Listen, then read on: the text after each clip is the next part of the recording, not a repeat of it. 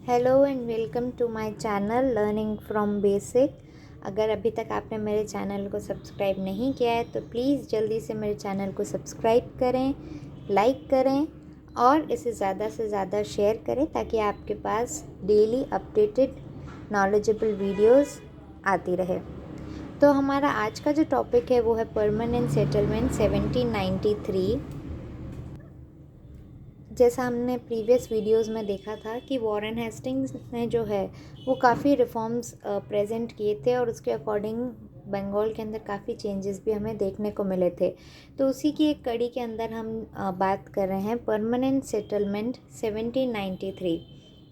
तो क्या है ये परमानेंट सेटलमेंट? तो देखिए, ये स्टार्ट किया गया था दो जनों की मदद से। दो जनों ने इसके बारे में सोचा और इसे प्रेजेंट किया। एक थे लॉर्ड कॉर्नवालिस जो कि थे गवर्नर जनरल ऑफ बंगाल, और दूसरे हैं सर जॉन शोर। तो इन दोनों ने मिलकर जो है ये परमानेंट सेटलमेंट किया था। ये इंट्रोड्यूस किया गया था बंगाल के अंदर, बिहार में, उड़ीसा और बनारस के कई रीजन्स के अंदर। तो परमानेंट ही इसका नाम क्यों रखा गया था? क्योंकि देखिए, परमानेंट इसलिए ताकि जो लैंड रेवेन्यू है वो फिक्स कर दिया जाए परमानेंटली। पहले होता था कि अच्छी फसल हुई तो ज़्यादा रेवेन्यू ले लिया, ख़राब फसल हुई तो उसमें जो है देख लिया कि चलो अच्छी नहीं हुई है तो थोड़ा कम कर दिया, या अपनी मनमानी से किसी भी तरह का कोई भी अलग थलग रेवेन्यू जनरेट करना। अच्छा, और दूसरा कि ना तो इसको ब्रिटिश और ना ही कोई ज़मींदार रेवेन्यू की जो अमाउंट है वो चेंज कर सकता है। पहले क्या होता था, ज़मींदार जो है या ब्रिटिश ऑफिशियल्स, क्योंकि वो करप्शन की तरफ ज़्यादा हो रहे थे, तो परमानेंट सेटलमेंट का एक पर्पस ये था कि एक तो रेवेन्यू बिल्कुल फिक्स हो जाए, फिक्स रेट हो जाए, और दूसरा कि कोई भी ज़मींदार या ब्रिटिश ऑफिशियल्स उसको चेंज नहीं कर सके जो कि पहले होता था। अच्छा, इस सिस्टम के मेन फीचर्स क्या हैं? ज़मींदार जो हैं वो अब क्या हो गए थे? लैंड ओनर्स हो गए थे। और इसी के साथ में जो टैक्स है वो फिक्स हो चुका था परमानेंटली।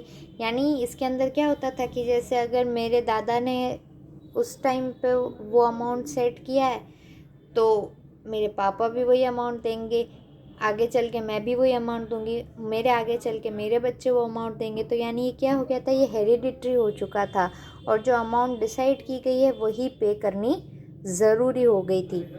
तो ये आगे से आगे, आगे से आगे, एक पीढ़ी से दूसरी पीढ़ी को पास ऑन होता जाता था। तीसरा है, ज़मींदार जो हैं उनको टैक्स टाइम पर पे करना पड़ता है, क्योंकि देखो अब लैंड ओनर्स तो आप ज़मींदार बन चुके हैं, लेकिन यहाँ पर भी ब्रिटिशर्स अपनी कंट्रोल नहीं छोड़ रहे हैं। तो ब्रिटिशर्स यहाँ पर क्या कर रहे हैं कि अगर ज़मींदार है, ठीक है, तो ज़मींदारों के पास पेमेंट देने कौन आएगा? खेत में काम कर रहे किसान। पहले किसान भी, कहीं कहीं किसान जो हैं वो लैंड ओनर्स होते थे, लेकिन धीरे धीरे इस परमानेंट सेटलमेंट ने क्या कर दिया था, वहाँ पर नए ज़मींदार लाकर खड़े कर दिए थे। तो अगर मेरे पास एक लैंड है, ठीक है, मैंने उस पर अच्छा उगाया, सब कुछ किया, मैं पे करने की कैपेबल हुई तो मैं ज़मींदार को पे कर दूंगी, ज़मींदार आगे ब्रिटिशर्स को पे कर देगा। लेकिन अगर ऐसा नहीं होता है तो यहाँ पर क्या होता है, जो ज़मींदार, जो लैंड ओनर बन चुका है, उसके साथ क्या किया जाता है, उससे ज़मींदार का जो टाइटल है वो भी ले लिया जाता है और उसकी जो लैंड है वो भी ले ली जाती है। अब उस लैंड का क्या करेंगे ब्रिटिशर्स? लैंड लेके क्या करेंगे? तो क्या करते थे, उस लैंड का जो है ऑक्शन करते थे। जैसे जो ज़मीन उस टाइम 50,000 में मिल रही थी, अब उसकी कीमत लगने लगती है। तो कोई अच्छा ज़मींदार होगा जो बहुत पैसे वाला होगा तो ब्रिटिशर्स उस ज़मीन को उसे दे देते थे। तो अब हमारे पास क्या हो गया, नया ज़मींदार आ गया। तो जब नया ज़मींदार आया तो वो नया ज़मींदार क्या करेगा, अब आप वो वहाँ पर काम करे, खेत पर काम कर रहे लोगों से वसूलेगा, क्योंकि उसको किसको पे करना है, ब्रिटिशर्स को। तो ये जो है वो एक तरह से एक चेन बनती जा रही थी कि जो पे नहीं कर पाता उससे कंट्रोल, पावर, मनी सब ले लिया जाता था और वही चीज़ किसी दूसरे को, नए को ऑक्शन में दे दी जाती थी। फिर इसका क्या असर हमारे फार्मर्स पर हो रहा था। फार्मर्स जो हैं, पहले एक किसान कहता था ये मेरा खेत है, अब वहाँ पर क्या हो गया था, वो किराएदार की तरह वहाँ पर रह रहे थे, किराएदारों की तरह वहाँ पर काम कर रहे थे। एक तो रहना, ऊपर से काम करना, और तीसरा रेवेन्यू पे करना, यानी टैक्स पे करना ज़मींदार को। डायरेक्ट तो फार्मर्स ब्रिटिशर्स को नहीं दे सकते थे, बीच में जो ज़मींदार है वो उनका रिप्रेजेंटेटिव है। तो वो जो फार्मर्स हैं उनकी कंडीशन बहुत ज़्यादा ख़राब हो रही थी। उनमें जो है वो ओनरशिप जा रही थी। फार्मर्स जो पे नहीं कर पाएगा। अब देखो, जैसे 1 लाख रुपए हर साल देना है ब्रिटिश को। अगर किसी की फसल अच्छी हुई, अच्छी कमाई हुई तो वो दे पाएगा, किसी की नहीं हुई तो वो कहाँ से देगा। लेकिन क्योंकि ये परमानेंट कर दिया है तो भी दो, नहीं है तो भी दो, है ना। तो फार्मर्स बेचारे कहाँ से लाते। तो फार्मर्स जो हैं वो उनकी जो ओनरशिप है वो हट गई थी उनके हाथों से। दूसरा कि उनको ज़्यादा से ज़्यादा रेंट पे करना पड़ता था, टैक्स पे करना पड़ता था ज़मींदार्स को, और उन्हें ये भी खतरा रहता था कि उन्हें किसी भी टाइम काम से निकाल सकते हैं, है ना। तो ये सारा कुछ इस पूरे सिस्टम के अंदर शुरू होने लग गया। अब ब्रिटिश जो हैं वो एक्सपेक्ट कर रहे थे कि एग्रीकल्चरल इम्प्रूवमेंट हो। अरे भाई, अगर किसी की खेती बाड़ी अच्छी होगी तो वो अच्छा रेवेन्यू कमा के ज़मीन पे पैसा लगा सकता है उसे और उपजाऊ बनाने के लिए। लेकिन किसी की उतनी इनकम ही नहीं हो कि वो खुद का पेट भर नहीं सकता, ज़मीन को कैसे उपजाऊ बनाएगा। तो ये भी वहाँ पर एक प्रॉब्लम देखने को मिली। लेकिन ब्रिटिशर्स क्या सोच रहे थे कि सिर्फ एग्रीकल्चर में हमको इम्प्रूवमेंट चाहिए, कैसे भी चाहिए। तो इस सिस्टम की प्रॉब्लम क्या थी जो धीरे धीरे शुरू होने लग गई थी।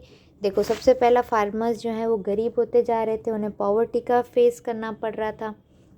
दूसरा, ज़मींदार जो हैं वो पावरफुल तो हो रहे थे लेकिन केयरलेस हो रहे थे।